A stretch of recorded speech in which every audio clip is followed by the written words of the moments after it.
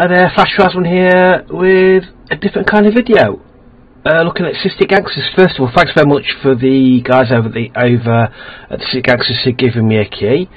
And so here I'm going to give you some short tips on how the things I think you need to do when you first start the game. The first place to start is a tutorial. It's very easy to skip over it. It's in a game. I know what I'm doing. I've played this game before. I'm just going to skip tutorial. With this, I wouldn't. It is very, very detailed. When I went through the whole tutorial, and it took me the best part of 45 minutes to an hour to get through it, to actually do it properly. Because as you can see, that it's very detailed. It starts a game for you. It takes you through the opening moves of your first game. It takes you through every aspect of every part of the game, because there's a lot to look out. As you can see, we're looking at lesson 3, where it's taking you through the various aspects of your cast, cash and more. And it tells you what they all mean, and then gives you practical lessons to learn. And it teaches about the next. It teaches about how to actually understand what's going on. As we can see here, we're working through looking at our safe house. 19 different lessons on the safe house. Obviously, I've dropped a few because it's quite detailed. Introduce you to your safe house. Introduce you to your base of operations. Introduces you to your location. It introduces to everything about what's around you. It introduces how everything works. But it doesn't just tell you and you just watch power. You just stay and watch it happen. It actually gets you to play the game as you're doing it. So it can almost be a start of a new game for you. Again, here we're looking at heat. We're looking at pressure on the safe house from the police, and we're looking at various different aspects of. We're looking at relationships, about how you meet other people. Here we're looking at conversations with somebody we recommended to speak to. Again, now we've actually established a relationship. And then we're looking at fronts and territory. It's worth doing because it allows you to start a game, and I think it's key for you to do. To fully understand what's going to get the most out of it, I would recommend doing the tutorial. Selecting the right start. As we look here, this is a start from the. You can start from the tutorial. You can play the tutorial through, and you can carry on the game as is, because it gets you started. It gets you started in the game, and it allows you to get started. Here we're looking at another start. Essentially, this is Peter Young. Gives you a brief history of what's going on. It takes you to an area. And then in the area, the first thing you do is look at your safe house. Look at what you've got stored in your safe house in terms of resources. You don't necessarily get the same thing either. Here we've got a bit of everything really. If we look at a different setup, you can randomise it. Here I'm looking at a random scenario. You get different starting skills. So I've selected that particular one. Different areas. You take a different area of the city. Again, you look at the setup. We're in a different building. We've got different things. We've got different starting resources. Therefore, you've got a different market to look at. Again, another one. Selecting the start skill, which we'll come on to soon. We'll check this again. Take you to another area.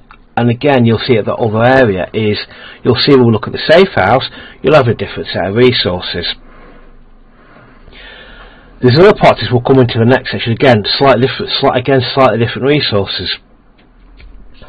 So again, you don't necessarily start with the same thing. Depending on where you start, you don't necessarily start with the same thing. As well as your starting character, one thing you have to look at is your starting skill set. If we watch, each time we randomise a user, as we randomise or we look at a different character, it changes the skill set, the starter skill set. As we'll see soon, again, changes the skill set. There's lots and lots of different skill sets available to a character. They all come with a default skill set, as we can see as I'm randomising the character. But then each skill set offers a different opening skill. So if we look through some of the examples, you get discounts on opening up new fronts. Again, tutorial will cover that. We'll cover that. So each skill set's got different skills to add to the start of the game. Add to your character. So your character will start off with a benefit that will help him in some way in a certain aspect of the game. And in this case, it's scenario. So if we again look through, there's lots of different. You've got hooligan. Again, each a different thing. You've got natural mechanic that help with vehicles. That helps you set up new buildings. Each one does a certain different thing. So when you build your character, look through your starting skill set and pick one, and then just work through to see which ones help you, which ones don't help you. But it's something you've got to consider when you're setting your character. What do you think? What benefit do you think each one will get? Let me know once you've tried. Let me know in the comments which ones you've used and which ones have worked for you and why they've worked for you. Again, we've started with a street board. We're back at another area. You'll get this. You'll get what I'm going to say next. Again, you start with a different building. Again, different content, so you get different things to start with, because then it makes a difference to the decisions you make in terms of big choice. First big choice is your first big choice is kind of what you expand into. If we look here, we're looking here. We've got homemade beer. We've got moonshine. Empty. So we look at this operation. What are you going to make to sell? See if you can see. This needs neutral alcohol to make moonshine. So that's what it's recommended we should make. Look again. Backroom homebrew. It needs different. Everything needs different things, of which you've got a resource out in the world. You see, we don't actually have the skill required to make this. So with this particular character, we've got to make moonshine. But to make moonshine, we've got to be able to get neutral alcohol. So again, look in the area. So we go into resource overlay, and you look at neutral alcohol, which I'm looking for now. Down a bit. There we go. That'll tell you who's got. So at the moment, in our investigations, we've not found anybody that's actually got neutral alcohol, and we need neutral alcohol to actually be able to. I'm having another look again. Start again.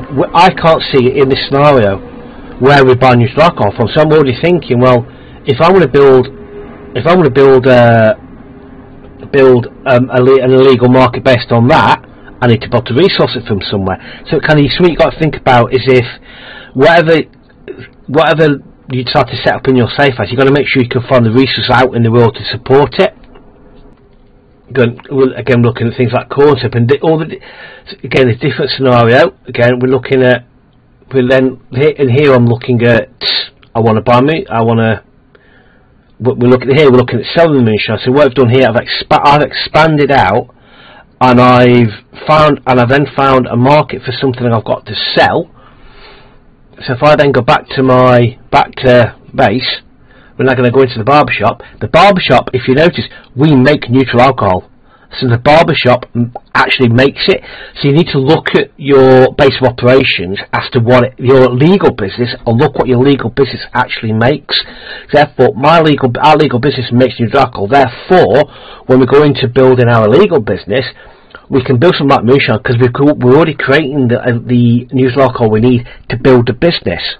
So again, I know in this scenario that I can go and make moonshine because I've got illegal alcohol. I've got legal neutral alcohol to make it with. Explore your surroundings. The key to the previous section was as well as actually finding, you've got to find a market to sell your wares with. There's no point in making moonshine if anybody wants to buy it. So the first thing you do, as well as not spending any money on anything else until you've set up your illegal alcohol brewing thing, whatever you want to call it, find out who wants to buy stuff. Find out what your market is. Go explore your area. Find out what people want to buy. For example, some people will only sell stuff. They're only interested in sell stuff, but you need to know what they want to sell. Apple juice can be made. I think apple juice can be made to make into hard cider, I think. So as you go down, you explore the area, more things are becoming apparent to you. You keep going and keep exploring the area, and you'll start finding people who want to buy moonshine, hard cider, beer, and all that type of stuff. But you've got to go out and find that market to actually know what people want to buy. So you know that, for example, they're just interested in. They're not interested in anything. So at the moment, they're just. I've not said not to look at a market there, but I found a resource. So I know there's a resource I found. So if I move down here, again, buildings, we found a scrap car yard, we found a cannery, we found different things that we might need later. So I look at what they want to buy and sell. They don't want to sell anything yet, therefore, but I know it's there. They fix cars. It's something for future reference. Is get out in the world and see what's there.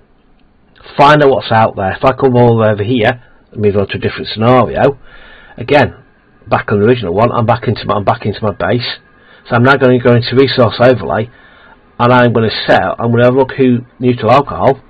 At the moment, the fact is there's neutral alcohol nowhere in sight with what we've established so far.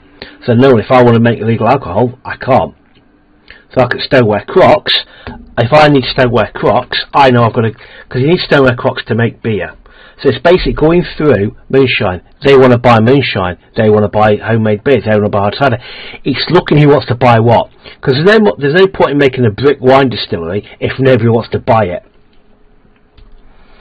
So we've got moonshine. So we can make moonshine because we make neutral alcohol. And if we've got a market to sell it, we make it. So it's just getting out of the world, finding out what your market is, and then if you can, to build to suit your market. So we can see here, we're now going to go in and build a backroom moonshine. However, we can't afford it. So again, here it tells you what you need to make these different things.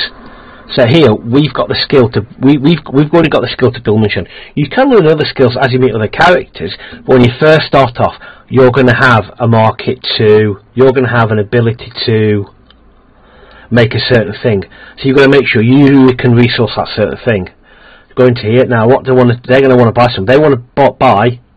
In some cases, they're going to want you to give them something for you to be able to get friends with them, and then you can sell them more. For example, they want a hard cider moonshine, so we can make moonshine. If they want to buy moonshine, everyone's a winner. They were just 3 short tips I'd give you to start the game. Just go over it again. Number 1, do the tutorial, because you can actually start a game from the tutorial and it gets you started. 2, look at your start scenario. Look at what you're starting out with in terms of illegal alcohol, essentially. Look at what your legal business produces, and then if need be, start the game. Investigate your area. See what market you've got. See where you can supply stuff. So if, for example, you're going to build moonshine, you need neutral alcohol, and if you're not making neutral alcohol, you need to find where you can buy it from. And so you might go through a couple of different start positions till you find it. Once you're into your starting area, investigate everything. Go out and look at what is in your surrounding area. And if you get a nice area, you might not be near another gang. Get out, find the businesses, and start seeing where your market is. Once you're into that, once you know where your market is, you can then, hopefully you'll have sold enough of what you start in alcohol, you start in inventory to have enough money to build your distillery. Once you build your distillery, then you can get the rest of the game. Let me know how you get on, and join me later in the week when hopefully we'll do a trials and tries 1 hour playthrough of a start to see whether I follow my own advice and get started well. But anyway, thanks for watching this very short video.